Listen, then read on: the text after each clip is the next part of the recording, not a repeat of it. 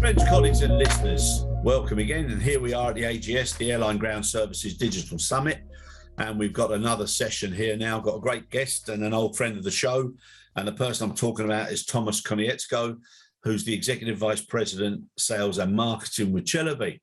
Thomas, lovely to see you. Lovely to speak to you. Great to see you again, Chris. Hello and welcome. Yeah, and a big hello to Istanbul. Lovely city, miss it.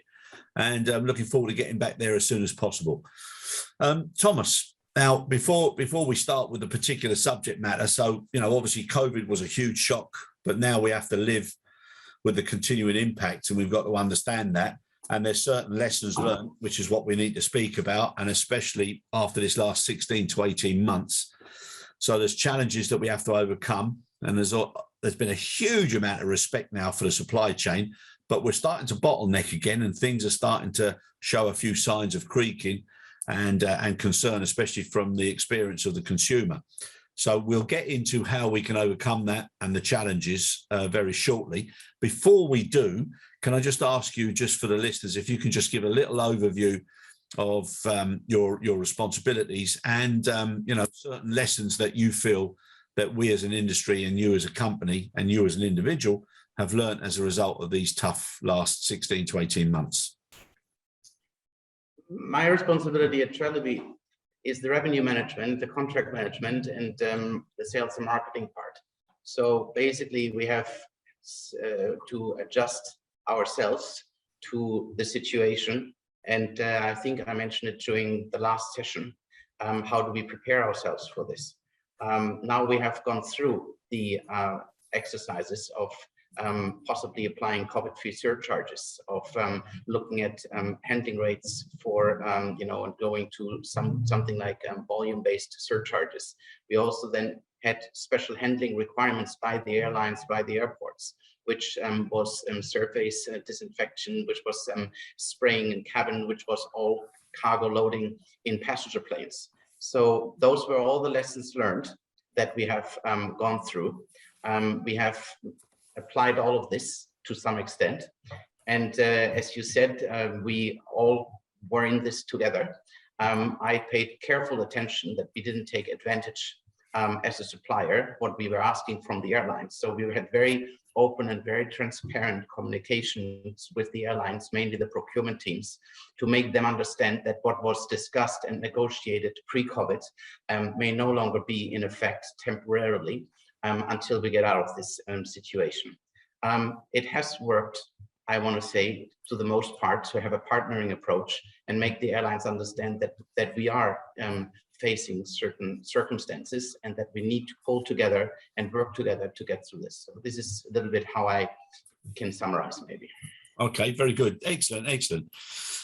And I know some of the points that you brought up, they were very realistic and you were very frank with why they were necessary at the time. Now, Thomas, how do we move forward and what are the lessons that should have been learned? So obviously people have now taken a clearer approach to how they address risk, continuity, contingency. In the past, many people had shall we say, a plan A or a plan B. Now they've got a plan C and a plan D and who knows even further. But some of the issues that are there now, obviously, especially in our industry, they relate a lot to margins, who's responsible for the assets, etc. And that's something that's got to change now moving forward. So the whole supply chain has got to recognize the differentials between value products and volume products and pay accordingly and also understand why. Now, what I just want to ask you, airports, okay? Now, as a front point or spearhead to a particular set of businesses that all come under an airport and an airport's ecosystem, my thoughts are that the airports now could really, really, really influence what we do from here on in many, many ways. Okay, so they could create codes of conduct, codes of practice for anybody who needed to operate on their airport. They could start to look at future-proofing, any investment, any facilities, so that they actually represented what that airport needed to achieve within a set period of time. they could set certain quality standards, a charter, a commitment from everybody, so that everybody working in that community with that airport started to appreciate that they were all working together rather than as individual units who just operated out of that airport. Now, do you see any opportunity there? And I don't know, I mean, obviously, Istanbul, Ataturk there, the airport is incredible, and it's such a new one, and I'm sure you've got a lot of experience of how things have changed just with that airport coming on board. But your thoughts on that, and especially now with your familiarization with so many other destinations and locations within your group? I mean, I would be perfectly happy to engage in such work sessions or with work groups to discuss these opportunities. Now that we have all gone through a process where we now see that the equipment is sitting idle, which is an issue on the maintenance part, because if the equipment was running 24/7 before, it's now utilized that much less, that requires much more maintenance. And it would be probably for that aspect a very smart idea to do some more pooling and to basically see that the equipment and the GSE is being utilized. And that, of course, can be shared across the different handlers, which we do to some extent with the handlers on the more expensive equipment and more rarely used equipment, such as high loaders or de-icing equipment. Yeah. So I think that is a good thing. We are working always with the terminal authorities and the airport authority when it comes to leasing or renting office space, for example, when it comes to operating of bridge-mounted equipment to operate the bridges, where we would be charging then the terminal authorities for it, whereas we are paying rents to the airports for space that we utilize. So there could be something done there where we can basically see how that can be shared, how the airport can take control of certain equipment and give it out based on schedule with the handlers that the airlines would share, just like they need to make the bridges available when the airlines are coming in. Yeah. Then we can also say that, okay, at that time we have buses, for example, for doing the transfers from you know, if they are at a remote parking location. So I think a lot can be done. At the moment, everybody is looking out after themselves. We're trying to see how we can maintain and utilize our equipment the best we can. The airports, especially you mentioned Istanbul Airport, was a very expensive airport to build. We don't see any discounts, anything that we are paying now that we are utilizing less office space. We're paying exactly the same. In other places like Hungary, we have not had our lounges open for the last 1.5 years. They're just slowly opening, but don't think that we didn't have to pay rent on those lounge spaces that we had. So each airport also had to look after themselves. They have bills to pay. Now is maybe the time, as what you're saying, to come together with the authorities, with the competitors, and see how we can eventually pull together and make better use of of operation. Yeah. I think if you put together everything that people have experienced now into the boiling pot, right, and then just said to each other as a group within the airport community, now, how on earth do we now not end up with this sort of a situation again? God forbid if something similar happens, because it might not be COVID, but as sure as hell, there's going to be something else that's going to disrupt our industry within X amount of time, as it always does. So right, irrespective of how resilient we've been, that there's still things to be done. Now, a good thing, Thomas, is the heightened profile that the supply chain, especially our industry, has got. The things that happened right at the beginning, phenomenal. So it shows that collaboration under extreme circumstance, whether that be fear, pressure, or no other option, can work. But as things start to get back, we start falling back into the same old way. Now, another challenge that's hitting the industry, as it is many other industries, is the brain drain, the amount of experience that's going out of the business now, and trying to get people back in as things start to ramp up. So, this conundrum of what to do with people and getting the right people in, and it's not just about numbers, it's about having those people trained correctly and that they're effective when they're on duty.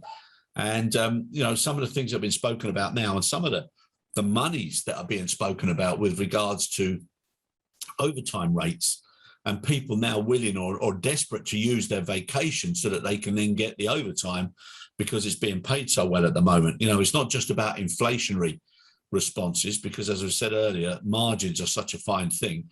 So how are you addressing now that brain drain and keeping people or attracting people into the business? It's a very good question, especially because the industry is not seen as very stable.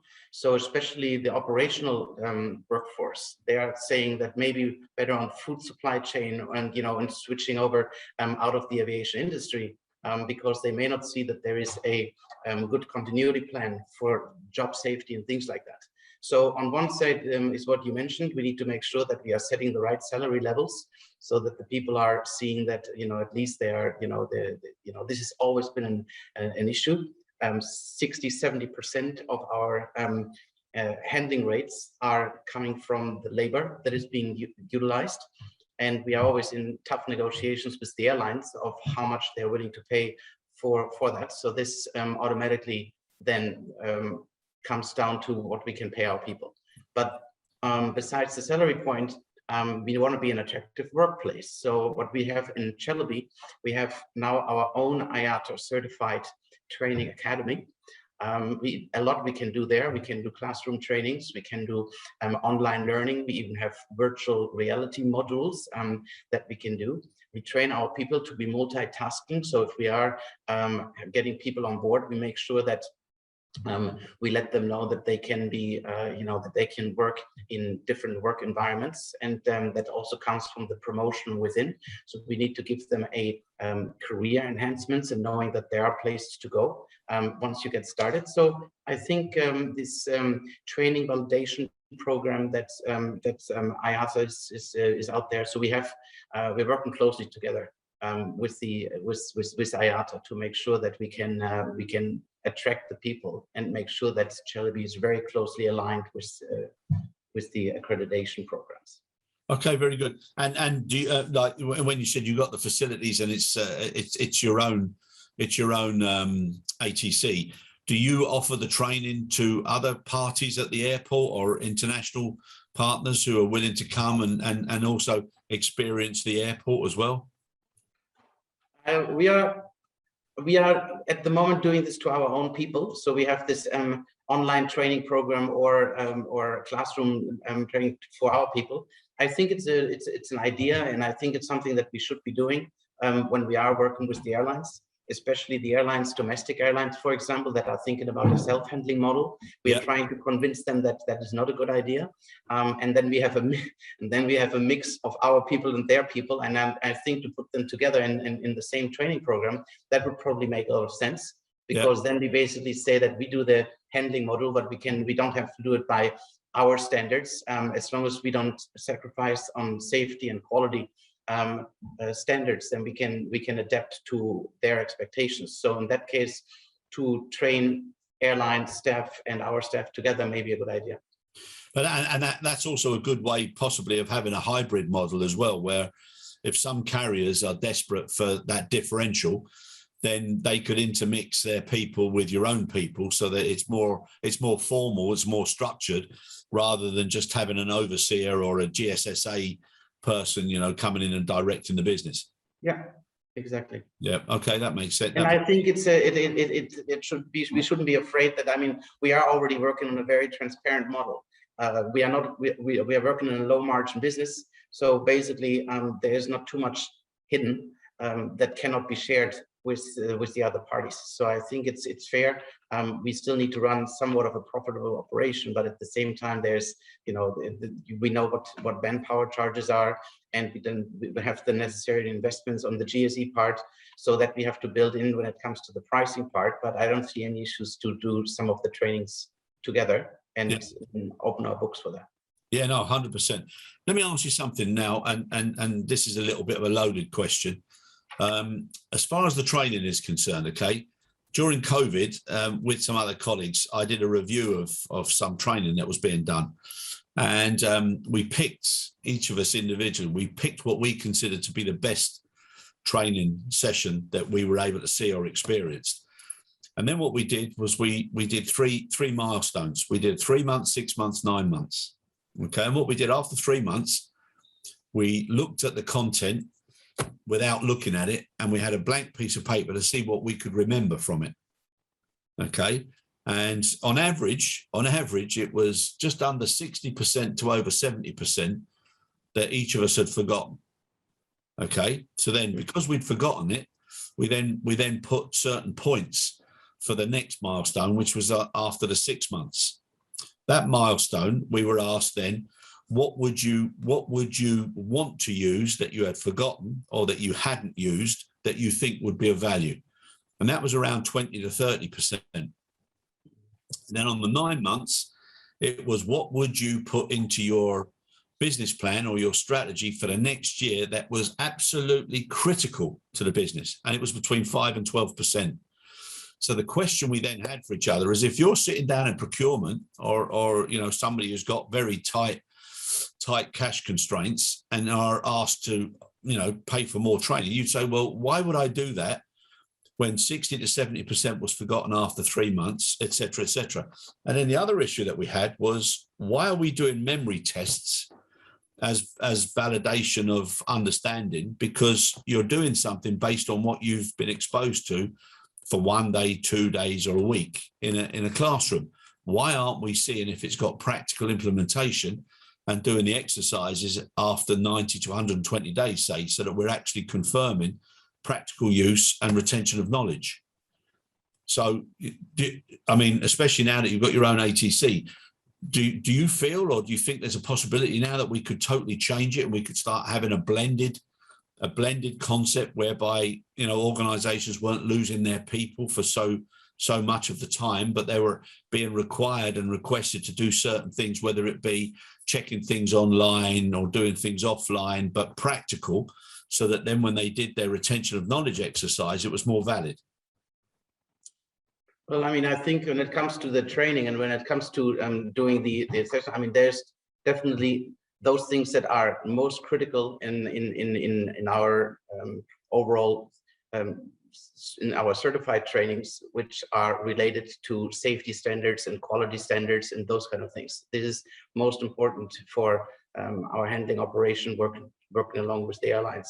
So this requires constant sessions to make sure that those details are A, not forgotten, and B, if new standards are being put in force, that those are being learned. Then we also have on the contractual side, working with the procurement teams, that we have different versions when it comes to service level agreements or the standard ground handling agreements. So yeah. The new 2018 version is something that we are now standardizing. So then we basically say we put all of our people also in the related departments, legal departments, into training sessions so that they understand how those contractual standards are like, as they are constantly changing. So on one side, on the operations side, it's related to safety quality standards. On the procurement side, it's more on the contractual side, service level agreements and new ground handling agreements, annexes that need to be refreshed in memory. So. Yeah, no, fair enough. I just like, just thinking, every now and again, and don't get me wrong, nearly every training curricula and also the way it was structured is very professional, and it's almost like a business in itself. But for anybody that's done training, I've done a lot of training myself. You look at how you firstly address the regulatory headlines if it's a regulatory supported course, so you make sure all the headlines are covered. But it's almost up to you then how much you pad out that information, exercises, etc. So I think there's ways now of refining it and using what people have learned now from doing things online and remotely. But I think the most important thing is feet on the ground and score on the floor. It's what happens on the practice. And the thing is that we shouldn't forget about it. It's very important, and that we need basically for business continuity purposes. But there's so much new stuff right now that we have to do with the different teams to adapt to the new situation that we are in. Things that we really didn't have to deal with prior to COVID. Let it be all this new pharma handling now and the pharma requirements, or even the vaccine handling, or let it be the all passenger pucks, cargo loads for cabin loading. There's a lot of things that now the people need to be trained on, which they didn't have to deal with previously. So there's a lot of new things, but obviously going back to other standards that haven't changed, they need to be reminded as well. So. Yeah. All right, Thomas, no problem. And now something that's being spoken about so much, and quite rightly so, and especially when you consider other industries, but digitalization and data sharing.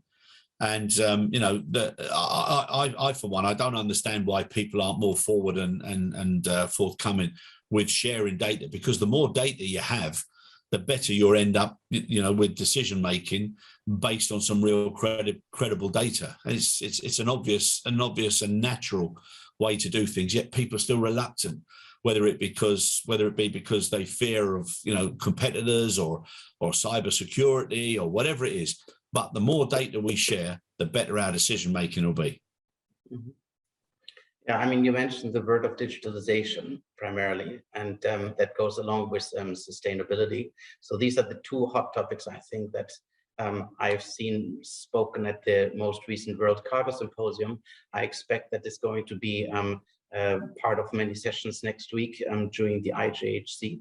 We as a company, we have looked into the whole part of digitalization ourselves.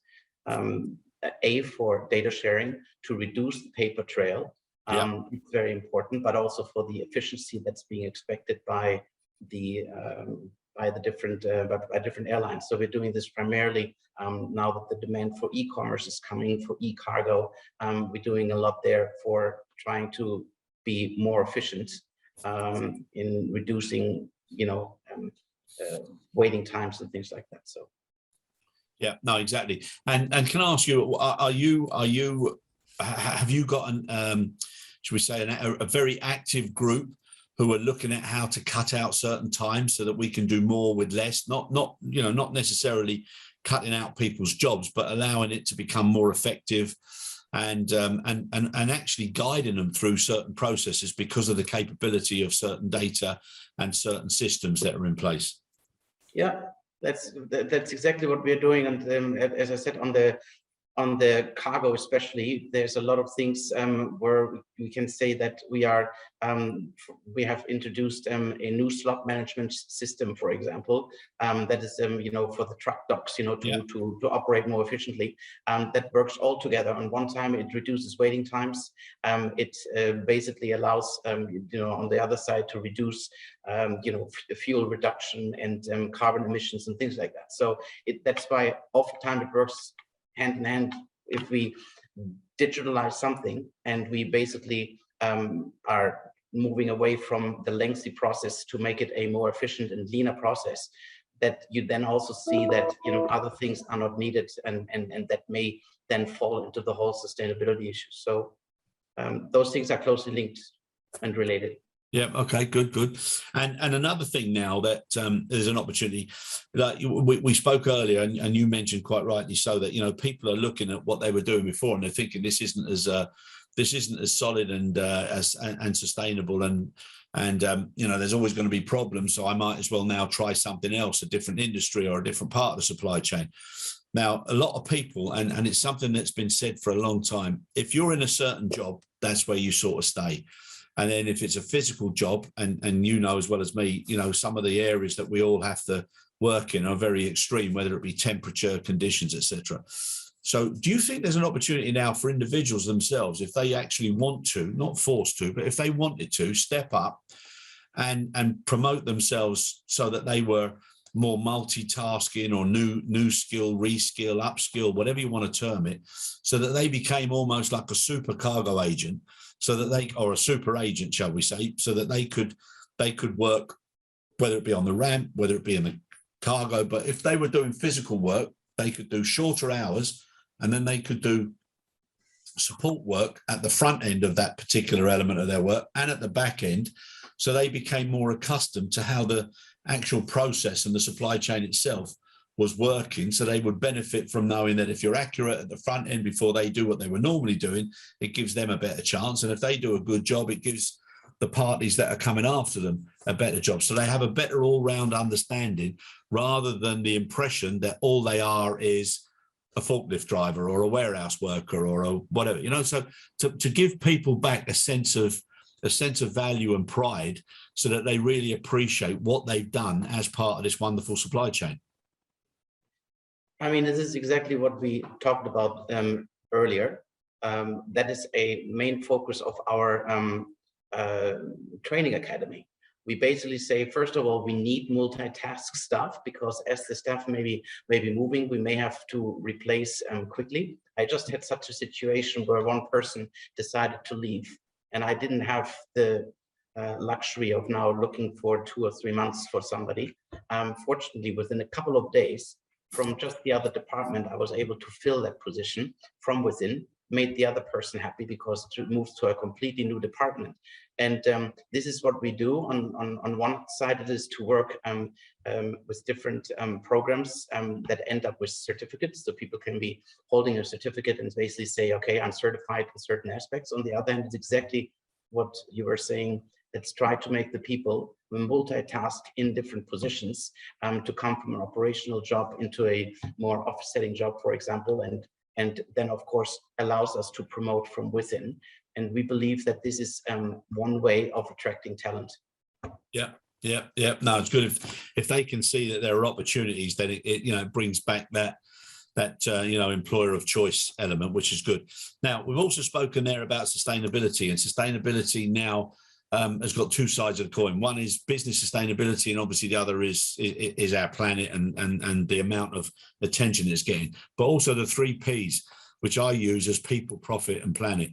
And I think it's so important that people understand the whole process. They can't just be talking, everybody must do this, must do that, because at the end of the day, if businesses aren't making profit, they can't spend on the things that are necessary to improve the planet.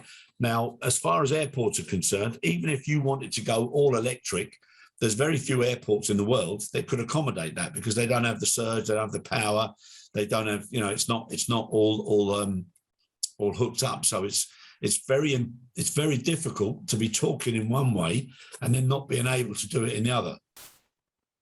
Well, the question about digitalization is something where we don't get around to basically avoid it, because it is simply a must, and that's why we are investing in it. Sustainability, you could say, come on, we are faced with so many challenges right now. This sustainability issue, how can that be a top priority right now? Well, it is a top priority, and and to go back and to look at the carbon footprint and all of those things, it's also because the airlines are going to be required to purchase CO2 certificates. If they are doing this, they will come to their suppliers and they're going to say, we require you, besides just giving us a physical handling rate, we require you to work with electric equipment, for example. So we may be required to have 30% of our fleet being electrical. And we have started to do this with our conveyors, with passenger stairs. Something I may have mentioned last time is the taxi bot. So yes, that's a pilot controlled pushback truck. So we have gold LEED certificates for technical maintenance buildings, and also similar certificates for our warehouses. So it cannot be forgotten. It has to be priority, and it should be. Yep. No, it's a huge fine balance now that everybody's got to accept. It's incredible.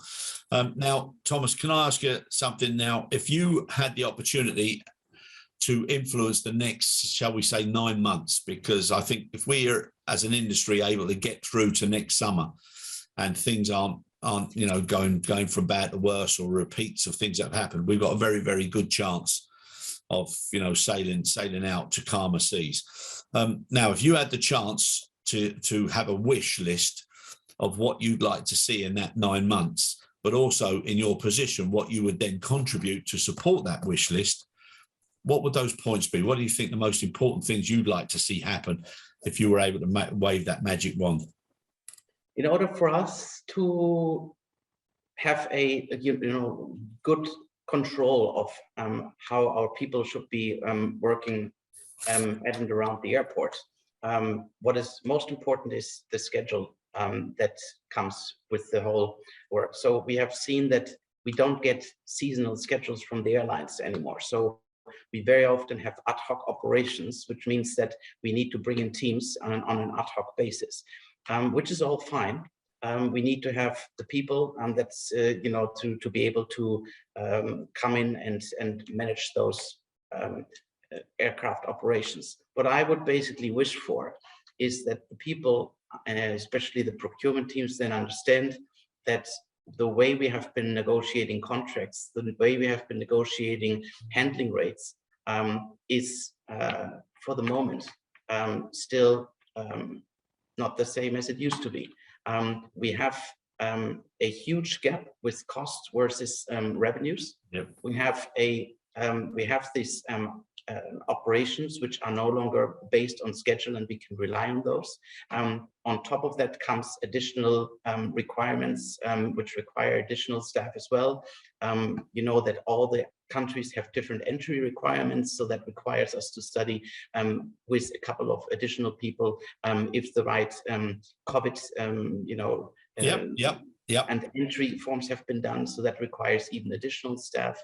So I think it is the partnering approach that we need from the airlines, that we are still in different times, that we still have a bit of an unforeseeable future. We are not going to sacrifice on anything when it comes to handling. We're still trying to go with the on-time performance that we promised. But to apply penalties right now, strict SLA penalties, is something that I would like the airlines to avoid for the moment. I would then understand that when we talk about volume-based pricing, where we have a still large reduction of flight numbers compared to previously, that the volume-based pricing on different scalas may require us to charge a bit more before we can go back to historic handling rates. So it's what we are already doing. I have to thank many of our airline partners that they are sitting down with us and that they give an understanding that we are in different times. So as long as we can say we continue this on a temporary basis until things come back to normal, that would be my wish. Yeah. It would be lovely to have some calm and common sense coming back from everybody, and then that shows true collaboration and the impacts of data sharing. Yeah, exactly. All right, my friend. Well, listen, I hope sometime soon to see you face to face, whether it be at a conference or in Istanbul. And always a pleasure. Good luck with everything that you're doing. And thank you very, very much for your valuable time and spending it with us for this session. Thank you. Good to see you, Chris. Thanks to you and the team. Thank you. Bye-bye.